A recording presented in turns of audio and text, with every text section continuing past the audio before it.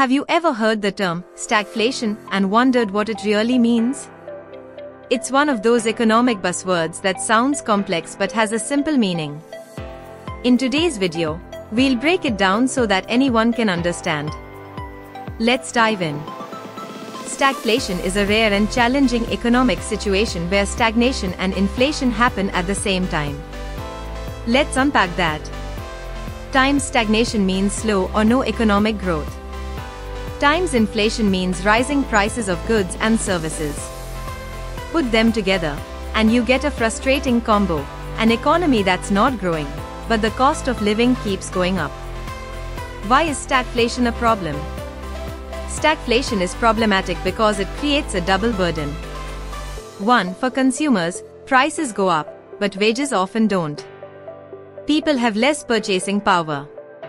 2. For governments, it's tough to fix because the usual tools to fight inflation or boost growth can actually make the other problem worse. Causes of stagflation.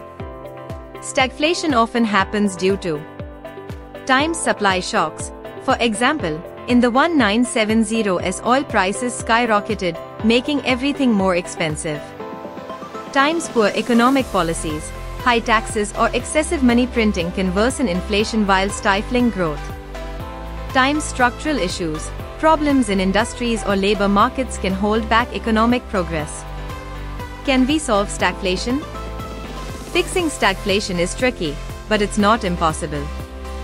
Governments and central banks might 1. Use tight monetary policies, raising interest rates to control inflation, but this can slow growth further. 2. Implement structural reforms, improving efficiency in industries or reducing trade barriers to encourage growth. What should you do? For individuals, stagflation can feel overwhelming. Here are some tips. Times focus on budgeting and cutting unnecessary expenses.